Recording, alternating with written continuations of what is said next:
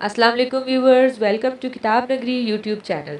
किताबों की नगरी में खुशामदीद। मैं हूं आपकी होस्ट जिया खान और आज मैं आप लोगों के लिए लेकर आई हूं महविश गफ्फार के कलम से तहरीर करदा नावल लौट आ मेरे हम सफ़र के एपिसोड नंबर 2 को लेकर। एपिसोड की जानिब बढ़ने से पहले चैनल को कर लीजिए सब्सक्राइब, वीडियो को लाइक और बेल आइकन दबा दीजिए। अब बढ़ते हैं एपिसोड की जानिब। ये नावल आप किताब नगरी यूट्यूब चैनल पर देख रहे हैं। ठीक शाम 5 बजे सफ़ेद कॉटन के क्लब ज़दा सूट में मलबूस महराज को पुलिस स्टेशन में मौजूद देखकर एक पल के लिए राव साहब दंग रह गए थे। हैरत ज़दा चेहरे के तासुरात छुपाए हुए वो अपने सामने खड़े महराज की सिमत बढ़े थे। Welcome back to Sindh. SSP M Maharaj सुर्ख गुलाब के बुके इसे पकड़ाते हुए राव साहब पुरजोश अंदाज में बोलते हुए अचानक ही इसे बगलगीर हुए थे, जिस पर मसनूई मुस्कुराहट इन्हें पास करता हुआ महराज एसएचओ असद शाह की आंखों में हसद देखकर तमानियत से भरपूर मुस्कुराया था। बहुत बहुत शुक्रिया राव साहब, मेरा इतनी गर्मजोशी से इस्तकबाल करने के लिए। निगाहें असद शाह पर जमाए हुए वो राव साहब से मुखातिब हुआ था। खुश आमदीद एम महराज। असद शाह अपने दिलो दिमाग में जलती आग को ठंडा करता हुआ बेदिली से गोया हुआ था। एसएसपी एम महराज लफ्ज़ों पर जोर देता हुआ असद शाह को बावर कराया गया था। Welcome to Sindh police station. SSP M Maharaj चबा चबा कर बोलता हुआ एसएचओ हाथ में पकड़े हुए बुके को टेबल पर रख कर पीछे हो गया। सरदर यार पर जो झुका दिल थाम कर हैं बैठे हम, दिल ख्याल यार झूम उठा वहीं खुद को हार बैठे हम। हवालदार और ऑफिसर से फूल वसूलता हुआ सबको मुस्कुराहट पास कर रहा था। इसे दूर से देखते हुए इसकी सिमत बढ़े थे। Welcome to the new office SSP M Maharaj. नुस्वानी आवाज़ सुनकर वो मुस्कुराया था। Thank you SSP Maharaj Shah. वो भी इसके ही अंदाज में मुखातिब हुआ था। कांच की गुड़िया की मानद नजर आने वाली खूबसूरत महराब शाह अपने पेशे के मामले में वो इतनी ही मजबूत और बहादुर थी। महराज के आने की खबर सुनकर ही महराब खुशी से झूम उठी थी, तभी तो अपनी ड्यूटी छोड़ वो यहाँ आज महराज का वेलकम करने की खातिर मौजूद थी। इन दोनों को मुस्कुराते देख असद शाह की आंखें पल भर के लिए नम हुई थी। रशीद, ये सारे फूल ले जाओ और यहाँ कब्रिस्तान में जितनी भी कब्रें हैं इन पर डाल देना। अगर कम पड़ जाए तो और ख़रीद लेना। फूलों से भरे अपने ऑफिस को देखता हुआ संजीदगी से मुखातिब था। जी साहब। फूलों के साथ एक एक करके सभी ऑफिस से चले गए थे, सिवाय महराब के जो खड़ी हुई महराज को ही निहार रही थी। कैसा फील कर रहे हो यहाँ आकर? हाँ, अच्छा लग रहा है। टेबल पर पड़ी पंखुड़ियों को हाथ से उठाता वो महराब को देखने से गुरेज था। उदास हो? वो फिर से मुखातिब हुई थी। अरे नहीं भई, मैं क्यों उदास होने लगा? ऑफिस में लगी अपनी तस्वीर को देखता हुआ अब की बार फीका सा मुस्कुराया था। ओके मैं आराम में चलता हूँ, कल से ड्यूटी ज्वाइन करनी है मुझे, अभी आराम करने का इरादा है मेरा। आंखों में सियाह ग्लासेस लगाता हुआ वो कहकर महराब को अकेला छोड़कर वहाँ से निकलता चला गया। मेरा मगरूर एसएसपी। इसे जाते देख वो मुस्कुराई थी। और सुनाओ अपने हस्बैंड और बच्चों के बारे में। फ़ोन में नज़रें जमाए वो अपने साथ बैठी नौशीन से मुखातिब हो रही थी। नौशीन गाड़ी को सुनसान रास्ते से गुजरते हुए देखकर मसरूफ सी बैठी अंशाल को देखकर मुस्कुराई थी। जी बीवी, सब ठीक है। अजीब सी बेचैनी के साथ अंशाल ने जवाब देती नौशीन को देखा था। चलो ये तो अच्छी बात है। सेलफोन हैंडबैग में रखती हुई वो झुकी थी। इतने से वक्त में ही अंशाल की गाड़ी को चारों अतराफ ने घेर लिया। अचानक से फिजा में होती टायरों की चिड़चिड़ाहट और फायरिंग की आवाज़ से खौफजदा होती अंशाल कानों पर हाथ रखती हुई इर्द गिर्द गोल दायरे की सूरत में खड़ी गाड़ियों को देखकर वो मजीद खौफजदा हुई थी। अमजद, ये लोग कौन हैं? घबराहट से वो सिर्फ यही पूछ सकी थी कि सामने से आते नकाब पोशों को देखकर इसकी सांसें हलक में अटकी थी। शराफत से दरवाज़ा खोलो। सामने खड़े नकाब पोश ने पिस्टल से नॉक करता धमका रहा था, जिस पर बिना किसी बहस में पड़े ड्राइवर ने हथियार डाल दिए थे। गाड़ी को अनलॉक करता हुआ ड्राइवर बाहर निकला था। सब कुछ देखती अंशाल हैरान हुई और अपने साथ बैठी नौशीन का हाथ मजबूती से पकड़ती वो रो देने को थी।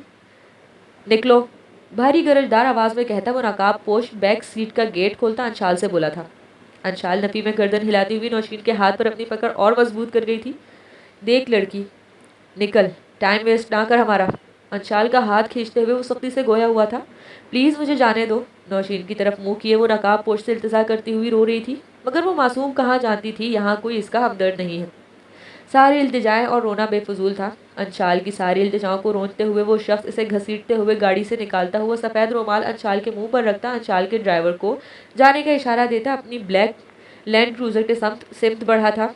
बेजान होते वजूद के साथ वो बस घसीटती हुई बोझल सी होती आंखों में कार में बैठी नौशीन को स्याह शॉल से अपने मुंह को छुपाती हुई कार से उतर गई थी। माफ होते दिमाग और बंद होती आंखों के सामने मम्मा का उतरा हुआ चेहरा घूमा था। अंशी, आज मत जाओ, कल चली जाना। माँ का चेहरा और अल्फाज किसी खाई से सुनाई दे रहे थे। वो होश हवास से नादिर हुई थी। हवा में कटी पतंग की तरह झूलता हुआ इसका वजूद ज़मीन बोस होता कि नकाबपोश ने बर्क रफ्तारी से इसे खींचकर अपने सीने से लगाया था। नकाबपोश के सीने से लगी वो इस ही का वजूद का हिस्सा लग रही थी। अपने इतने करीब से देखकर नकाबपोश के दिल में हलचल बर्पा हुई थी। खुद पर जब्त करता वो कार का बैक डोर खोलता हुआ अंशाल को आराम से सीट पर डाया था। खून के बदले खून और जन के बदले जन। इलियास मुजीब चौहान गुस्से से स्टीयरिंग पर हाथ मारता हुआ कर्ब से चिल्लाया था। वैसे मेरे दुश्मन की बेटी हो तुम, मानना पड़ेगा हो बहुत खूबसूरत। इस लड़की को अगवा किया आज पूरे 3 दिन हुए थे और हर रोज की तरह आज भी इसे सोते हुए कुर्सी पर बंद देखकर दिल ही दिल में इसकी खूबसूरती पर कायल था। बार बार देखने पर भी तुम मुझे हर बार बदले बदले से लगते हो। सरगोशियाना अंदाज में जेर लब बड़बड़ाता हुआ लड़की की पलकों में चंबिश देखकर फौरन से इसके पास से उठकर कमरे के दरवाजे के पास खड़ा हुआ था। तुम मुझे यहाँ क्यों लाए हो? आखिर मैंने क्या बिगाड़ा है तुम्हारा? सुनसान जगह पर बने कमरे में मौजूद घुप अंधेरे से खौफजदा होती वो कमरे के बीचों बीच रखी कुर्सी पर बंधी हुई थी। अचानक से कमरे में किसी के कदमों की छाप सुनकर वो इल्तिजाई लहजे में बोली थी कि शायद आने वाले शख्स को इसकी हालत पर रहम आ जाए। इस बात से बेखबर इस शख्स के सीने में दिल नहीं पत्थर था। पर मैं तुम्हें अच्छे से जानता हूँ। वैसे हैरत है, तुम मेरे नाम तक नहीं जान से अनजान और मैं तुम्हारे ख़ानदान से वाकिफ़। अंधेरे में कुर्सी घसीटते हुए इसके सामने आ बैठा था। आखिर तुम हो कौन? वो जो 3 दिन से यहाँ कैद थी, हर बार की तरह पूछे गए इसके सवाल पर आज भी जवाब की जगह तारीख खामोशी छाई हुई थी। तुम कौन हो? मुझसे और मेरे ख़ानदान से तुम्हारी क्या दुश्मनी है? मुकाबिल के मुंह से अपने ख़ानदान भर की वाकिफियत का सुनकर वो चौंकी थी। बताओ कौन हो तुम आखिर? इस शख्स की खामोशी पर वो चिल्ला उठी। जुबान को लगाम दो लड़की, ये तुम्हारे बाप का घर नहीं है, समझी तुम? लड़की के मुंह को दबोचते हुए गुस्से से गुर्राया था। गुस्से में की गई हमाकत पर फौरन से पहले अपना हाथ को पीछे कर गया था। वो अब अपना गुस्सा ठंडा करने की खातिर अपनी पेशानी पर बिखरे हुए अपने बालों को पीछे करता हुआ लंबे सांस ले रहा था। तुम मुझे मारना चाहते हो तो मार दो। अंधेरे में इधर उधर नजर दौड़ाती हुई कुर्सी की पुष्ट के साथ बंधे हुए अपने दोनों हाथों को खोलने की कोशिश करती हुई लहजे में मिन्नत लिए बोल रही थी। इसकी आवाज़ में बेबसी महसूस करके वो फलक शगाफ कहकहा लगा उठा था। अपने दोनों हाथ कुर्सी पर रख कर लड़की पर झुकने के अंदाज में से खड़ा हुआ था। तुम कहती हो कि मार दूं तुम्हें? एक बार फिर वो बुलंद बाग कहकहा लगा गया था जो इस लड़की के वजूद में सरसराहट पैदा कर गया था।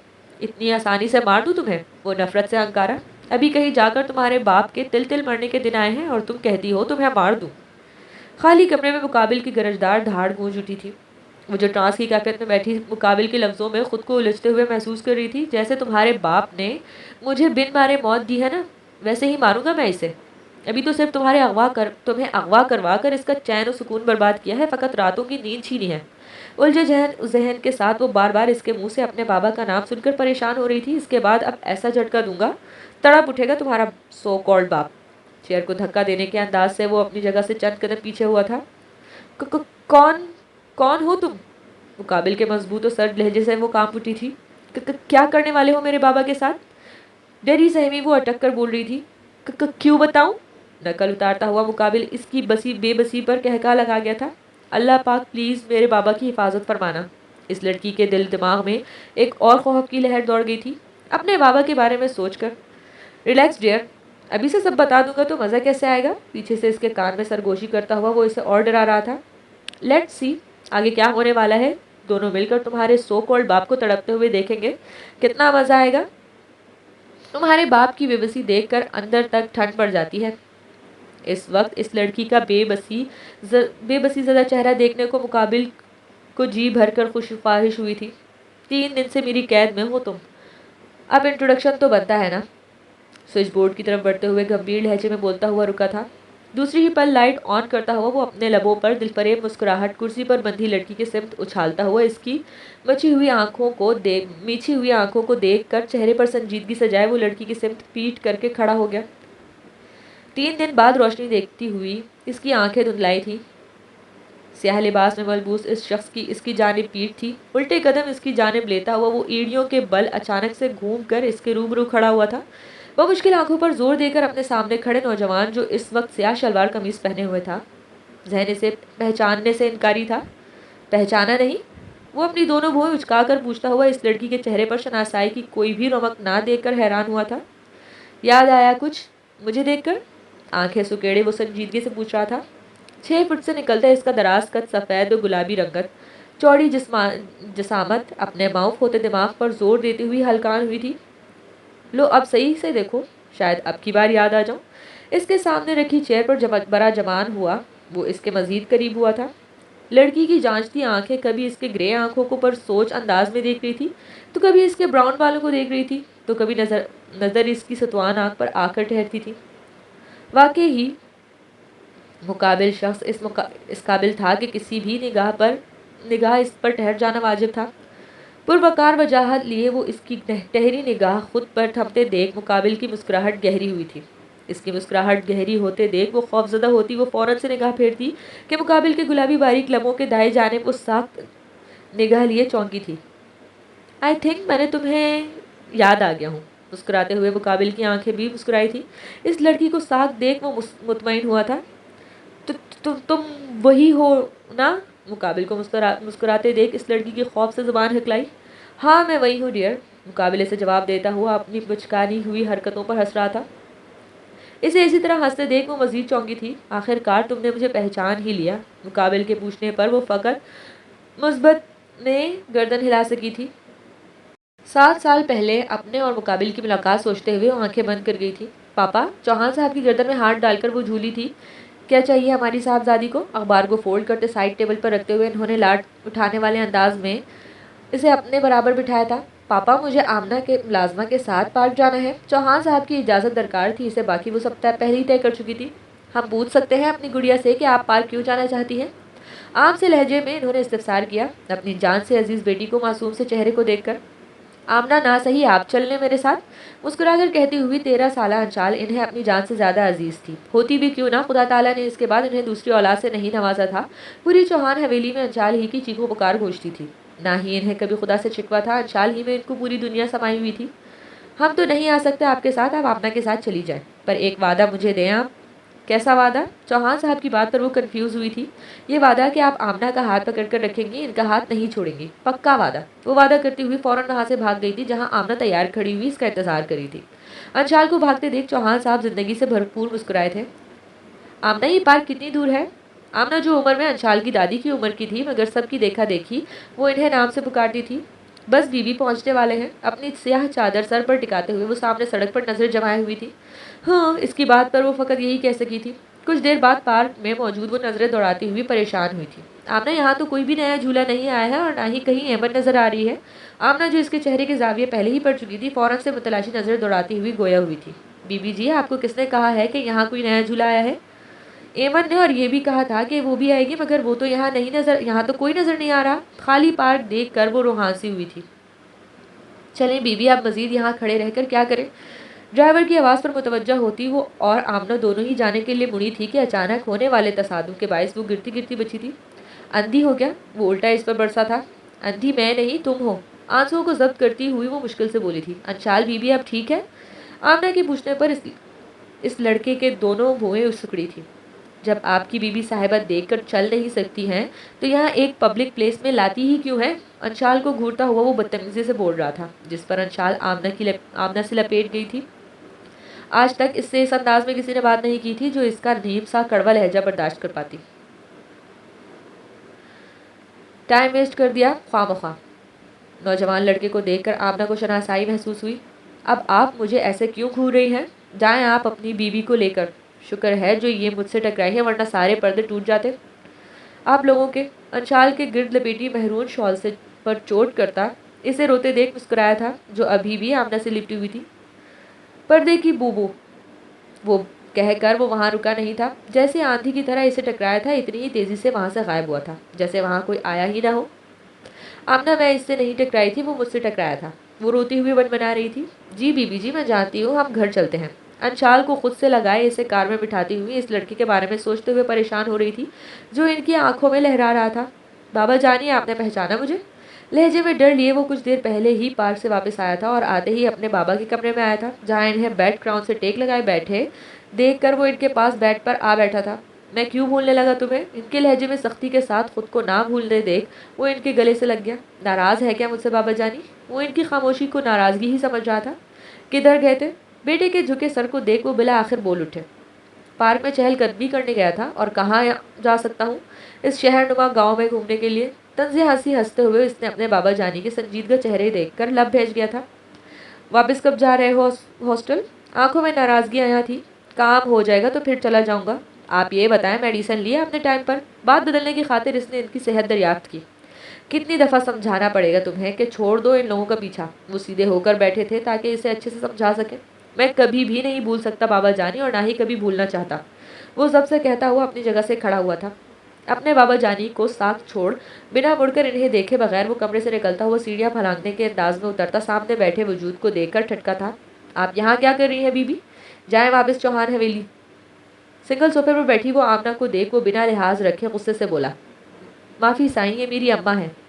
रजब, जो अपनी माँ के आने की खबर सुनकर अंदर हवेली में आ रहा था, अपने छोटे साईं को गुस्से से बोलते सुन फौरन इसे सर झुकाकर बोला, जिस पर वो सर हिलाता हुआ अपने कमरे की सिमत बढ़ा था। क्या आफत आ गई थी अम्मा जी तुम यहाँ चली आई? रजब की आवाज़ पर वो रुका था। ये लड़का कौन है? रजब के सवाल पर वो उल्टा सवाल कर गई थी। अम्मा, छोटे साईं हैं। माँ को पानी पकड़ाता हुआ रजब गुस्सा दबाए बोल रहा था, बड़े साईं ने तुम्हारी ने दूसरी शादी कब की? पानी का गिलास एक सांस में हलक में उतारती हुई वो तफ्तीश अंदाज में बोली हुई थी, है क्या अम्मा तुझे? अगर यहाँ किसी ने तेरे मुंह से ये सब सुन लिया ना, और मैं तो गए काम से। डरे समय लहजे में इधर उधर नजरें दौड़ाता हुआ रजब दांत दबाए बोल रहा था, मैं नहीं डरती। आमना की निडर अंदाज देख वो ना चाहते हुए भी दाद देने के अंदाज में अपनी आबरू रेस कर गया था। नौशीन को लेने इसे मेरे साथ भेज दो। वो अपने मुद्दे पर आई थी। वो न जाने और क्या क्या बातें वो इग्नोर करता हुआ अपने कमरे में दाखिल हुआ था। अब इसे नई परेशानी लाहक हुई थी आमना को अपनी हवेली में देखकर। नौशीन जेर लब बड़बड़ाता कमीन की मुस्कुराहट लबों पर सजाए पुरसोच अंदाज में सर हिलाता कमरे से बाहर चला गया। आमना अंशाल कमरे के दरवाजे पर खड़ी हुई बुलंद आवाज़ लगा गई थी, बीबी जी, आमना अम्मा गांव गई हैं, वो इनकी तबीयत नासाज है। आमना की जगह किसी नौजवान लड़की को देखकर अंशाल हैरान हुई थी। अच्छा, तुम कौन हो? अंशाल की जांचती हुई नज़रों से वो खाइफ हुई थी। मैं नौशीन हूँ बीबी जी, और आमना अम्मा मेरी दादी हैं, इसीलिए इनकी जगह मैं आपका हर काम करूँगी। क्यों आमना अम्मा वापस नहीं आएंगी? नौशीन की बात बीच में काटती हुई वो अफसरदा हुई थी। शायद ना भी आए। अंशाल के मासूम चेहरे को देखती हुई वो मुस्कुराई थी। पर मम्मा, पापा दोनों में से किसी ने भी मुझे बताया क्यों नहीं, और ना ही आमना ने। वैसे तुम कहीं से भी आमना अम्मा की पोत की लगती नहीं हो। कुछ देर सोचती हुई अपने सामने खड़ी नौशीन को देखकर मुस्कुराई थी। अंशाल की बात पर वो कंफ्यूज हुई थी। मेरा मतलब है तुम बहुत प्यारी हो। अंशाल की दूसरी बात पर वो अपने रुके हुए सांस बहाल कर गई थी। अरे कहाँ बीबी, आपसे ज़्यादा थोड़ी ना हूँ। अभी आप अभी छोटी हैं तो इतनी प्यारी हैं, जब बड़ी हो जाएंगी तो और भी खूबसूरत हो जाएंगी। अपनी चुटिया के साथ हरकत करती नौशीन अंशाल के खूबसूरत मासूम चेहरे को देखती हुई दिल से कायल हुई थी। अंशाल की खूबसूरती पर नौशीन की तारीफ पर शर्मीली मुस्कुराहट लबों पर सजाए अंशाल अपनी किताबों से बिखरी बेड पर बैठ गई थी। कुछ तौक़ुफ़ के बाद किसी टोन की सिमत मुतवज्जह हुई। अंशाल नौशीन के हाथ में कीपैड फ़ोन देख चौंकी थी। सॉरी बीबी जी। अंशाल के देखने पर वो डगमगाई थी। इट्स ओके, किसकी कॉल है? अंशाल का आम सा अंदाज इसके रहे सहे खौफ को मिटा गया था। मेरे मंगेतर का फ़ोन है बीबी। नौशीन के बताने पर अंशाल मुबहम सा मुस्कुराई। पहली बार वो किसी को अपने मंगेतर का नाम पर इस तरह शर्माते देख अपना कहकहा जब्त कर गई थी। वैसे तुम्हारे पास फ़ोन था, मगर पहले तो नहीं देखा था। अंशाल की तफ्शीश पर वो अश अश करती हुई मुस्कुराई थी। इसे अंशाल कहीं से 13 साल की बच्ची नहीं लगी थी। वो तो कोई समझदार लड़कियों की तरह इससे सवाल पूछ रही थी, जिससे वो कन्फ्यूजन का शिकार हो रही थी। आप ना बीबी पढ़ लिख कर वकील बनाइएगा। नौशीन की बात पर मुस्कुराती हुई सर झटक कर गई थी। वैसे मेरी फ्रेंड एमन ने भी अपने फियांसे से बात करती है, पर तुम्हारी तरह नहीं शर्माती। किताब पर झुकी हुई वो दोस्ताना लहजे में गोया हुई थी। जैसे जैसे वक्त गुजर रहा, अंशाल और नौशीन की आपस में अंडरस्टैंडिंग भी बढ़ती जा रही थी। नौशीन के साथ बढ़ती अंशाल की दोस्ती इसके हक में बेहतर साबित होने वाली थी या नहीं, ये तो वक्त बताने वाला था। मिलते हैं नेक्स्ट एपिसोड में, तब तक अपना ख्याल रखिएगा। अल्लाह हाफिज़।